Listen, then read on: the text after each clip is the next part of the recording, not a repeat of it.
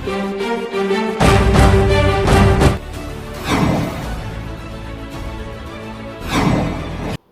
स्वागत है आपका। मेरा नाम है विपिन बेबाक। आज हमारे साथ मौजूद हैं प्रोफेसर अरुणेश यादव, कांग्रेस के वरिष्ठ नेता हैं। अरुणेश जी, स्वागत है। जी बहुत बहुत धन्यवाद साहब। प्रोफेसर अरुणेश यादव, महाराष्ट्र और झारखंड दो जगह चुनाव है और इंडिया गठबंधन की स्थिति डगमगा रही है। गठबंधन टूटता हुआ नजर आ रहा है। क्या होने वाला है आखिर? देखिए सर, पहली जो आपने बात कही कि दो जगह चुनाव हो रहा है, तो इसमें मैं पूरी तरीके से सहमत हूँ। सर, महाराष्ट्र में भी चुनाव है और झारखंड में भी चुनाव है। अब बात आ जाते हैं आपके दूसरे सवाल पे, जो आप कह रहे हैं कि इंडिया गठबंधन में कहीं ना कहीं दरारें पड़ती हुई नज़र आ रही हैं। तो मैं निश्चित तौर पे आपका इशारा समझ रहा हूँ। आपका इशारा झारखंड की तरफ है।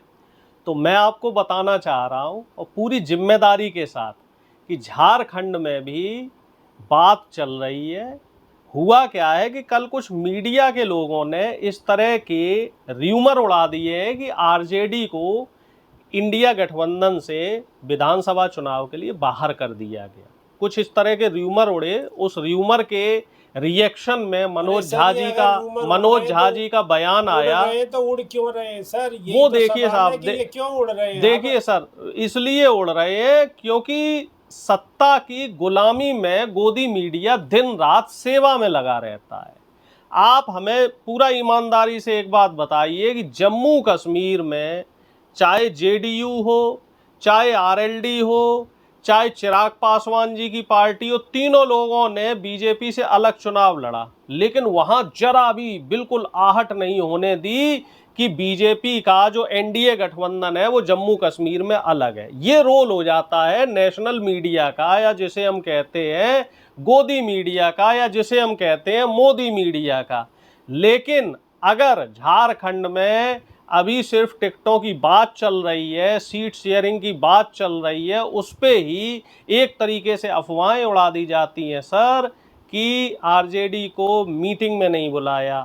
पहली बात मैं आपको बताऊं कि आरजेडी की कोई भी विधायक मौजूदा सरकार में नहीं था, और जो अभी बैठक हुई है वो सिर्फ विधायक दल की बैठक हुई है। इसके बाद सीईसी की भी बैठक होगी, स्क्रीनिंग कमेटी की बैठक होगी, तब उसमें टिकटों का बंटवारा हो जाएगा। और मैं आपको बड़ी जिम्मेदारी के साथ बताना चाह रहा हूं, अभी कल ही राहुल गांधी जी ने रांची में सामाजिक न्याय सम्मेलन किया। उसमें आदिवासी समाज के लोग पहुंचे, दलित समाज के लोग पहुंचे, पिछड़े वर्ग के लोग पहुंचे, और साथ ही इस प्रोग्राम के बाद राहुल गांधी जी ने सभी पार्टी के नेताओं से बात की, जिसमें मुख्यमंत्री हेमंत सोरेन दादाजी से बात हुई, आरजेडी के जो झारखंड के नेता थे उन लोगों से भी बातचीत हुई, और कांग्रेस के नेताओं से भी बात हुई। और सीट शेयरिंग को लेकर राहुल गांधी जी ने साफ निर्देश दिए हैं कि कहीं भी कोई भूल चूक नहीं होनी चाहिए। उत्तर प्रदेश में भी 9 सीट पे उपचुनाव है, तो यहाँ भी बात लगभग फाइनल हो गई है। 9 सीट में से 7 सीटें समाजवादी पार्टी लड़ेगी और 2 सीटें कांग्रेस पार्टी को दी गई हैं। और इसके अलावा वायनाड से प्रियंका गांधी जी लड़ रही हैं। कांग्रेस को छोड़ दी गई हैं कि कोई बात नहीं, आप इन 2 सीटों पर लड़ लो और तसल्ली कर लो। अब देखिए, यहाँ आप गलत बयानबाजी कर रहे हैं साहब। यहाँ मैं फिर से खंडन करूंगा, आपको छोड़ नहीं दी गई हैं। ये गठबंधन धर्म होता है, और गठबंधन धर्म में एक पार्टी सीनियर प्लेयर का रोल अदा करती है और एक पार्टी जूनियर प्लेयर का रोल अदा करती है। और गठबंधन धर्म तभी चलता है जब दोनों पहिए के बीच में आपस में सामंजस्य रहे। और जिस हिसाब से उत्तर प्रदेश का घटनाक्रम चल रहा है, और जिस हिसाब से अखिलेश यादव जी मौजूदा बीजेपी की सरकार पे हमलावर हैं, तो हमारी पार्टी ने, कांग्रेस पार्टी ने ये उचित समझा कि इस समय समाजवादी पार्टी को ज़्यादा सीटें दी जाएं, क्योंकि जो 10 सीटें जिस पे चुनाव होना है उसमें से 5 सीटें समाजवादी के विधायक जीते हुए थे, तो ईमानदारी से वो 5 सीटें उनकी बन रही थी। अरुणेश यादव, उन्होंने तो महाराष्ट्र में जाके 4 टिकटों का अपना फाइनल कर दिया, 4 उम्मीदवार घोषित कर दिए समाजवादी पार्टी। ठीक है, देखिए वहां भी हमारी बात हो रही है, और सीईसी की बैठक कल होनी है। और कल उनको समाजवादी पार्टी को कितनी सीटें देनी है इस पे तय कर दिया जाएगा, इस पे मामला फाइनल कर दिया जाएगा। और जहां तक मैं समझता हूं कि समाजवादी पार्टी को महाराष्ट्र में इंडिया गठबंधन में शामिल किया जाएगा, कहीं ना कहीं हरियाणा में जो इंडिया गठबंधन में समाजवादी पार्टी को शामिल नहीं किया गया, तो उसकी वजह से कुछ मीडिया में र्यूमर जरूर फैलाए गए थे और उस र्यूमर का फायदा बीजेपी ने, जो एक कहते हैं ना एक मायाजाल और भ्रमजाल फैला के किया जाता है, तो उसमें पूरी भूमिका उन्होंने निभाई। जिस तरीके से हरियाणा में इन्होंने झूठ और प्रपंच फैलाए, तो हमारी पूरी कोशिश रहेगी कि महाराष्ट्र में और झारखंड में इनकी साजिश नाकाम हो। क्योंकि अगर हम झारखंड की बात करें, प्रोफेसर रोकना चाहूंगा मैं आपको। आपने कहा कि हरियाणा के अंदर इन्होंने रूमर फैलाया, आपने कहीं ना कहीं हाँ बिल्कुल झूठ परोसने में माहिर है, झूठ परोसने में ये लोग माहिर है। झूठ क्या परोसा उन्होंने? झूठ ये परोसा कि कांग्रेस में आपस में सामंजस्य नहीं है, कांग्रेस आएगी तो संविधान खत्म कर दिया जाएगा, कांग्रेस आएगी तो आरक्षण खत्म कर दिया जाएगा। और जबकि हकीकत क्या है आपके सामने है, आरक्षण कोटा हरियाणा में पास हो चुका है। ब्रेकिंग न्यूज है, शायद दर्शकों को नहीं मालूम होगा, मेन स्ट्रीम मीडिया इसको कहीं नहीं दिखाएगा, आप जानकारी दुरुस्त कर लीजिए। नायब सैनी ने पहली कलम से ही दलितों का आरक्षण खत्म कर दिया और दलितों को पूरे 1 महीने सिर्फ ये बरगलाते रहे, सिर्फ ये दलितों से बोलते रहे कि बीजेपी कांग्रेस आएगी तो दलितों का आरक्षण खत्म होगा, पिछड़ों का आरक्षण खत्म होगा। और कोटे पे कोटा कौन लगा रहा है? बीजेपी के लोग लगा रहे हैं, क्योंकि ये लोग संविधान के विरोधी लोग हैं। और अब जो ये र्यूमर इनने फैलाए थे, जो इन्होंने बेईमानियां की थी, ईवीएम मशीनों में बेईमानियां की थी, उसका खामियाजा 5 साल हरियाणा की जनता को भुगतना पड़ेगा। बार बार ईवीएम पे सवाल उठाते हैं। अब देखिए सुनिए सर, हाँ नहीं देखिए, जो गलत सवाल होगा उस पे मैं टोकूंगा। आपका सवाल ही गलत है, आपका सवाल ही गलत है। आपके चैनल पे हमेशा मशीनों पे सवाल उठे और सिर्फ मैंने नहीं कहे हैं, आपने कई बार खुद पत्रकारिता करते हुए इस बात को कहा है कि मशीनों में गड़बड़ी हो रही है। पहले सवाल सुनिए प्रोफेसर, सवाल ये है कि आप ईवीएम पे सवाल उठा रहे हैं, ठीक है, आप उठा सकते हैं, संविधान है, संविधान में सब बोलने का अधिकार है। लेकिन अब आप ये बताइए कि झारखंड में और महाराष्ट्र में चुनाव होने वाले हैं, इंडिया गठबंधन अगर मजबूती से ये बात उठाए कि हमें चुनाव में हम शामिल नहीं होंगे अगर ईवीएम से चुनाव होगा, तो आप कहीं ना कहीं सवाल भी नहीं उठाते हैं, और फिर जब आपकी हार हो जाती है तो फिर आप ईवीएम पे देखिए साहब, मैं जान रहा था आप यही सवाल करेंगे, मैं आपके भाव समझ रहा था, तो मैं आपको बताना चाह रहा हूं कि सुप्रीम कोर्ट में हमने हलफनामा दिया था हरियाणा में ईवीएम के खिलाफ। उस हलफनामे पे अभी कोर्ट का फैसला आना है। प्रथम दृष्टया कोर्ट ने ये कह दिया कि साहब मशीन में गड़बड़ी नहीं हुई, इलेक्शन कमीशन बीजेपी की तरफ से प्रवक्ता बन के पहुंचा। और दूसरी बात जो आप कह रहे हैं कि महाराष्ट्र और झारखंड में हम चुनाव का बहिष्कार कर दें, तो देखिए साहब, एक तो होता है सरकार में रह के, सिस्टम में रह के विरोध करना, और एक होता है सिस्टम से अलग हो जाना। अंग्रेज जब देश में शासन करते थे तो हम लोग उनका विरोध करते रहे, बराबर करते रहे और देश को आज़ाद कराया।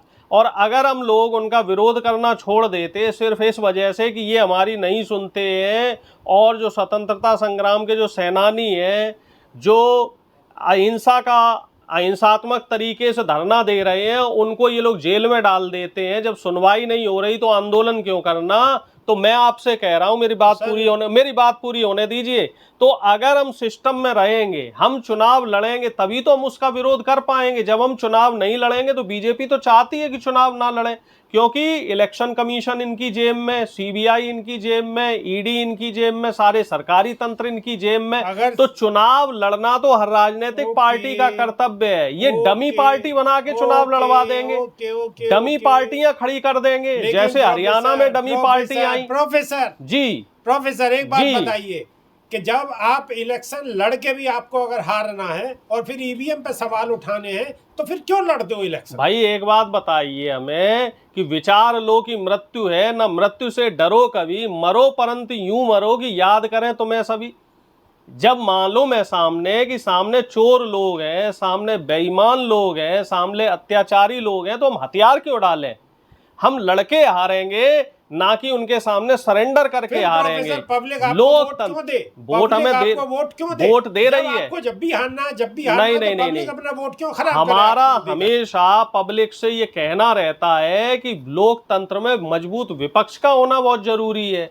अगर मजबूत विपक्ष नहीं होगा तो सरकार तानाशाह हो जाएगी। हरियाणा में हमें 37 सीटें मिली, तो हमें कोई अफसोस नहीं है उसका।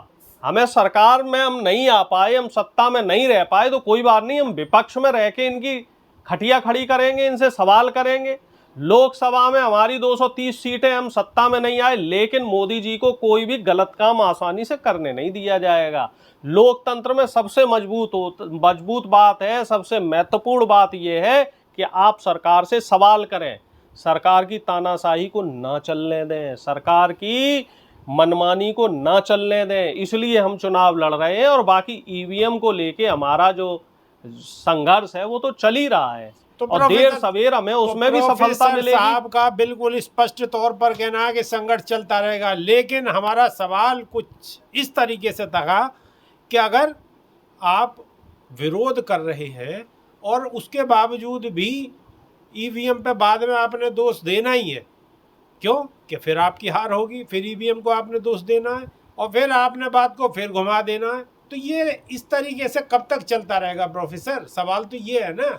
मैं यही तो जवाब दे रहा हूँ। एक बात बताइए, एक तो आपको लड़के हारना है और एक बिना लड़े हारना है, तो आप लोकतंत्र में क्या चाहते हैं, कि लड़के हारे या बिना लड़के हारे? फिर तो जनता की आवाज ही नहीं उठेगी, फिर तो हिटलरशाही आ जाएगी, फिर तो एक तरीके से आप मान लीजिए तानाशाही आ जाएगी, लोकतंत्र खत्म हो जाएगा। कहते हो ना सर, आप वैसे भी है तानाशाह, लेकिन हम तानाशाहों से डरें क्यों? सवाल तो हमारा भी आपसे यही है कि हम तानाशाहों से आखिर डरें तो डरें क्यों?